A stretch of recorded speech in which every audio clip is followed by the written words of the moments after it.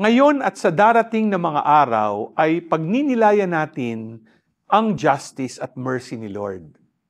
Everything is grace, sabi nga ni Saint Therese of the Child Jesus. At totoo nga naman, lahat ay biyayang nagmumula sa awa ng Diyos. Yung ating pagbangon araw-araw, yung ating patuloy na pag-iral, yung ating mga simple joys, maski mga challenges ng buhay, lahat ay biyayang utang na loob natin sa mawaing Panginoon. Ngayon, lahat ng ito ay ipinagkaloob niya sa atin sa kanyang awa upang tayo lumago at mamunga.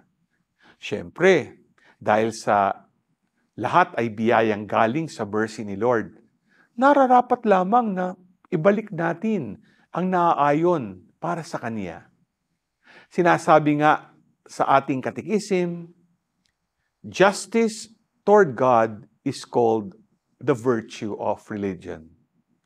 Kaya ibalik natin sa Diyos ang para sa Kanya. G ka ba?